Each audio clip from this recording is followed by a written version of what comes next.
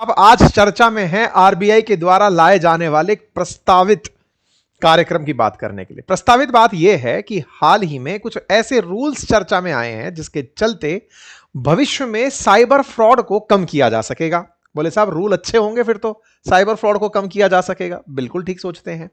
तथ्य यह है कि आप जब यूपीआई के थ्रू पेमेंट करते हैं तो आरबीआई का मानना है कि यूपीआई सक्सेसफुल है क्योंकि वो इंस्टेंट पेमेंट कराता है। देश ने बड़े सारे रिकॉर्ड इसके ऊपर बनाए हैं, महीने भर का ट्रांजैक्शन, साल भर का ट्रांजैक्शन, लगातार मतलब सक्सेसफुल की केस स्टोरी जो है वो सक्सेस की इसकी बहुत ऊपर है।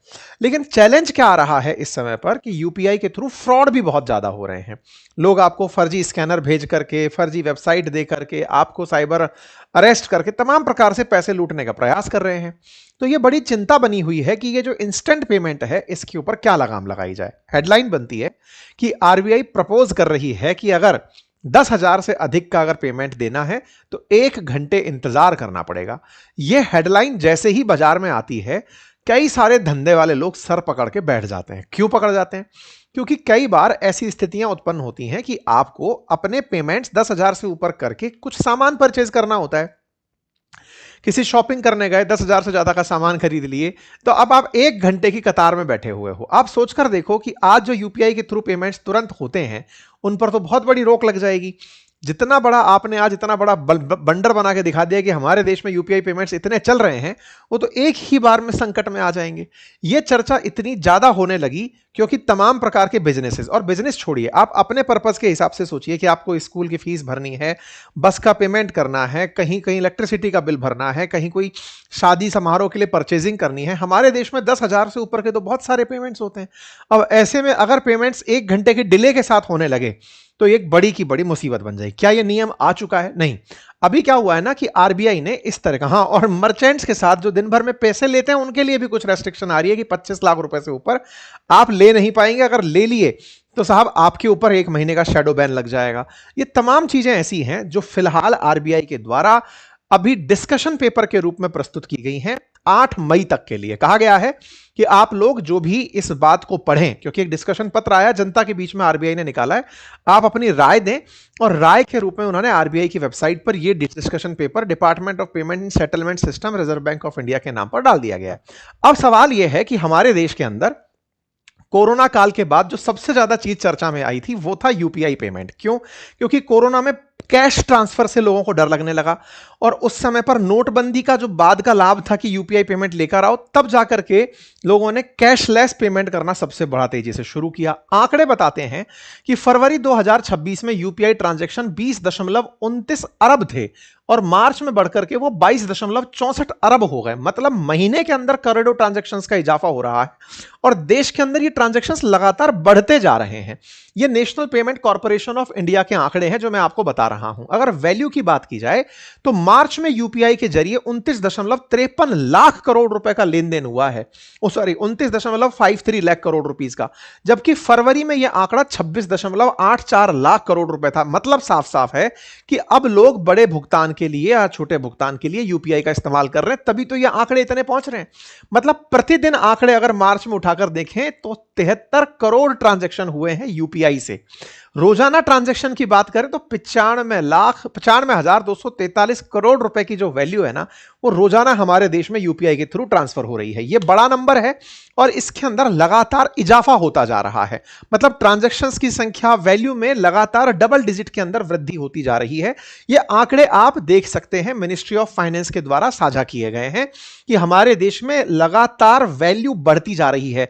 21-22 में 7,176 करोड़ था, बढ़कर के फाइनेंशियल ईयर 22-23 में वो 11,000 हो गया, फाइनेंशियल ईयर 23-24 में 16,000 हो गया, 24-25 के अंदर 22,000 हो गया।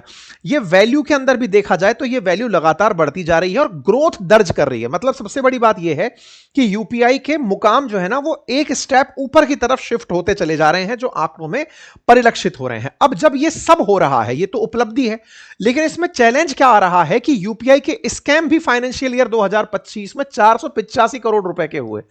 आप में से कुछ लोग हो सकता है ये कहें कि सर जब लाखों में ट्रांजैक्शन हो रहा है, मतलब 16,416 करोड़ रुपए का इतने बड़े संख्या का ट्रांजैक्शन हो रहा है तो 485 करोड़ तो क्या ही होता है भाई, किसी के लिए तो 485 करोड़ क्या, 485 में से 85 भी हटा दो तो 4 करोड़ भी बहुत बड़ा होता है। मुद्दा यह है जी, करोड़ हटा दो, कई लोग तो ये भी कहेंगे सब लाख भी अमाउंट बहुत बड़ा होता है। ऑब्वियस सी बात है, पर प्रति व्यक्ति के हिसाब से बात की जाए तो ये बड़ा सेटबैक है। ऐसे में ये तो फाइनेंशियल ईयर 25 की बात बताई, 26 की अगर बात बताऊं तो 805 करोड़ रुपए के फाइनेंशियल फ्रॉड हुए यूपीआई के माध्यम से। यानी जिस यूपीआई ने अपने कीर्तिमान स्थापित किए ट्रांजैक्शंस की संख्या में, उसने कीर्तिमान की जगह अपने ऊपर एक काला दाग भी लगाया, और वो था अपने साथ हो रहे फ्रॉड के बारे में। और फ्रॉड का कारण क्या था?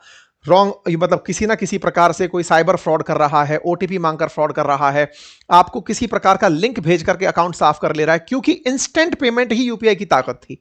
इस बात पर लगातार चर्चाएं होती आ रही थी, क्योंकि फ्रॉड लगातार बढ़ता जा रहा है। धोखाधड़ी को लेकर के लोकसभा में केंद्रीय वित्त राज्य मंत्री पंकज चौधरी ने भी यह डेटा बास पेश करते हुए बताया कि देश में फ्रॉड बढ़े हैं। साल में 12.64 लाख मामले सामने आए हैं। वित्तीय वर्ष 2024-25 के अंदर फ्रॉड की रकम 981 करोड़ रुपए थी। मतलब कुल मिलाकर के देश के अंदर फ्रॉड के आंकड़ों को अगर आरबीआई के हिसाब से भी देखा जाए तो ये बड़े आंकड़े हैं, और इसके अंदर राशि भी करोड़ों रुपए में है। सरकार ने इसकी कई वजह बताई, उनमें से सबसे बड़ी वजह यही थी कि साहब यूपीआई पेमेंट का इस्तेमाल हो रहा है, लेकिन ट्रांजैक्शन के साथ साथ धोखाधड़ी की घटनाएं बढ़ रही हैं। आप सोचें, ये व्हाट्सएप पर एक वेडिंग का इनविटेशन आता है, व्यक्ति का 97,000 रुपए अकाउंट से गायब हो जाता है। ऐसे ही पता चलता है कि गुड़गांव के अंदर एक कपल है जिसने फोन के लिए परचेज करने के लिए लिंक पर क्लिक किया, यूपीआई आईडी फेक डली हुई थी। और ऐसी खबर एक नहीं है, आप उठाकर देखिए, सीनियर सिटीजन के 11 करोड़ रुपए ट्रेडिंग फ्रॉड में चले गए, मुंबई के अंदर 1.1 करोड़ रुपए ट्रेडिंग फ्रॉड में चले गए।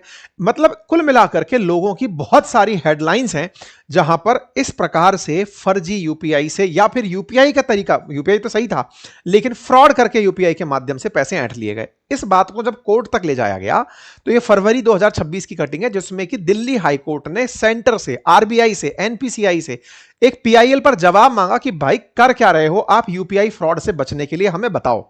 दिल्ली हाई कोर्ट ने सभी संस्थागत जितनी भी चीजें हैं उनसे जवाब मांगा कि भाई हमें बताओ कि इसको रोकने के लिए कर क्या रहे हो, प्रयास क्या हो, क्योंकि केवाईसी में यह मांगा गया था कि सर ऐसे होता रहा तो हम समाधान क्या करेंगे। तो इसी के लिए आरबीआई ने अपने पैनल से पूरी जानकारी उठवाई कि लाओ भाई सभी लोग अपनी अपनी बातें बताओ।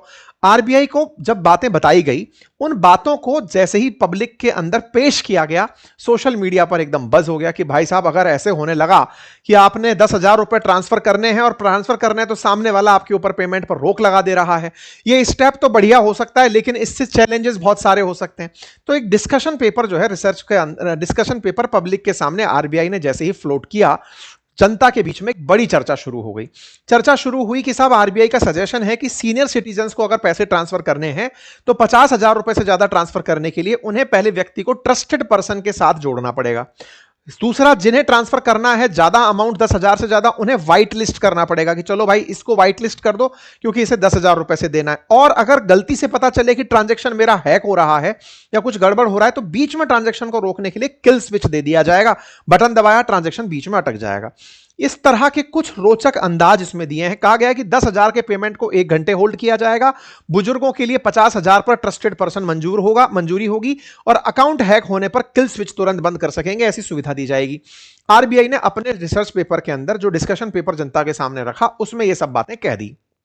अब जब ये बातें बाहर आई तो लोगों ने कुछ ने तो अप्रिशिएट किया कि बहुत अच्छी बात है भाई साहब, बुजुर्गों के पैसे बचेंगे। अगर वो एक पर्सन को एज ए ट्रस्टेड पर्सन जोड़ के चलेंगे तो उससे पूछ लेंगे कि यार देखना ये ट्रांजैक्शन फर्जी तो नहीं है। दूसरा, उसके बाद में अगर वाकई में किसी को पेमेंट लग रहा है कि गड़बड़ हो रही है तो वो किल स्विच दबाकर उस पेमेंट को रोक सकेगा। ये सुविधाओं की तारीफ होने लगी। चिंता जो सबसे ज्यादा हुई वो 1 घंटे के होल्ड पर हुई कि यार अगर 10,000 से ऊपर देना है किसी को तो भाई 1 घंटे का होल्ड बड़ी दिक्कत खड़ी कर देगा। माना कि वो ट्रांजैक्शन के अंदर एक रोक लगाकर उसकी धोखाधड़ी को रोक देगा, लेकिन सुविधाओं में भी तो दिक्कत खड़ी कर देगा। एक और इसमें ऑप्शन दिया गया कि अगर किसी अकाउंट में 25 लाख रुपए से ज्यादा किसी नए अकाउंट के अंदर एंट्री कर रहे हैं तो उस पर भी शैडो बैन लग जाएगा। सरकार पहले उसका पूरा केवाईसी करेगी, चेक करेगी कि धंधा क्या है। अब ऐसे बहुत सारे हमारे भाई हैं जो कि सीजनल काम करते हैं, उनके किसी किसी सीजन में जबरदस्त सेल होती है, पैसा जबरदस्त आता है। अब अगर उनका धंधा बीच में अटक गया 25 लाख से ज्यादा आने पर तो तमाम प्रकार की दिक्कतों की चर्चाएं होना शुरू हुई। आरबीआई के जो सुझाव हैं वो यूपीआई फ्रॉड रोकने के लिए हैं, और बैंकों से भी कहा गया है कि आप लोग भी अपनी एआई सुविधाओं से चेक करो। ये तमाम प्रकार के सुझाव हैं और सरकार ने बकायदा रेफरेंस में बताया है कि देखो यूके में क्या होता है, किसी और देश में क्या होता है, हर देश कुछ ना कुछ कर रहा है। ऑब्वियस सी बात है, जब आप ऐसा कुछ लेकर आएंगे तो उसके फायदे होंगे ही, फ्रॉड रुकेगा। लेकिन बड़ा सवाल यह है कि जो जेन्युइन पार्टनर है जिसको ट्रांसफर करने हैं, उसके लिए बड़ी चैलेंज हो जाएगा कि साहब व्हाइट लिस्ट कर दिया, तो अब अपराधी भी तो आपसे कह सकता है कि साहब मेरा नंबर पहले व्हाइट लिस्ट करो फिर ट्रांसफर कर देना। जब अपराधी आपसे ओटीपी ले लेता है तो वो आपसे ये कह करके कि पहले नंबर व्हाइट लिस्ट करना तब जाके पैसा ट्रांसफर होगा, तो तुरंत इमीडिएट ट्रांसफर के लिए आपसे व्हाइट लिस्ट करा दिया गया, तो क्या करोगे? तो ऐसा नहीं है, बस उन्हें हो सकता है कि अपने स्क्रिप्ट में चेंज करना पड़ जाए अपराधियों को, तो ये अपने आप में एक बड़ा चैलेंज है। मतलब हमारे देश ने जहां ट्रांजैक्शन ऑनलाइन करके अपने आप में ऑनलाइन पेमेंट का, डिजिटल पेमेंट का एक कीर्तिमान स्थापित किया है, कहीं ऐसा ना हो कि इस 1 घंटे के नियम से दिक्कत हो जाए, हमारा यूपीआई का जो कोर सिद्धांत है ना, स्पीड से ट्रांजैक्शन, वो कहीं कॉम्प्रोमाइज ना हो जाए। और कहीं ऐसा ना हो कि कुछ जगह पर बहुत अर्जेंट पेमेंट आपको करना है, जैसे अस्पताल में आपका कोई करीबी बीमार है, अब आप उसको व्हाइट लिस्ट थोड़ी करोगे कि दुकान पर जाकर दवाई मांग रहा हूं मैं, पेमेंट 10,000 से ऊपर हो ही नहीं पा रहा और आपके सामने वाला कोई अड़ गया कि नहीं पेमेंट अभी चाहिए, तो जो ताकत है उसकी वो कॉम्प्रोमाइज हो जाएगी, फिर लोग कैश इकोनॉमी की तरफ भागने लगेंगे। आपके बीच में फिर दिक्कतें होने लगेंगी कि सही कौन है गलत कौन है पहचाने कैसे, और इन सब का परिणाम फाइनली व्यापार पर पड़ेगा। जबकि फ्रॉड जिससे रोकने के लिए आप ये काम कर रहे हो इतनी बड़ी इकोनॉमी में, उसके लिए ये बड़ा आसान है कि मुझे तो बस थोड़ा सा नियम और बदलना है, अपने आप को व्हाइट लिस्ट करना है। ये सारी वो चीजें हैं जिससे दिक्कत खड़ी हो सकती है। तो आरबीआई ने जो बातें रखी हैं उन सब पर अब चर्चाएं तो आप और हम कर ही रहे हैं, क्योंकि अल्टीमेटली चर्चा के लिए आरबीआई ने यह लेटर जारी किया है ताकि आप और हम चर्चा कर सकें। लेकिन हाँ, यह भी सही है कि आरबीआई पहले इस चर्चा को जब आपसे ले लेगी, सबमिट कर लेगी, उसके बाद ही रूल बनाएगी। इसलिए ज्यादा से ज्यादा विमर्श और आपके मेरे बीच में होना जरूरी है कि ये 1 घंटे का व्यवधान हमारे बिजनेसेस में कहीं दिक्कत खड़ी ना कर दे। हमें यह समझते हुए आगे बढ़ना है। बाकी आप लोग क्या सजेशन देना चाहेंगे मुझे कमेंट बॉक्स में जरूर बताइएगा, ताकि हम उसमें से सार निकाल करके आरबीआई की वेबसाइट के ऊपर जहां पर भी जवाब मांगे गए वहां पर हम पोस्ट कर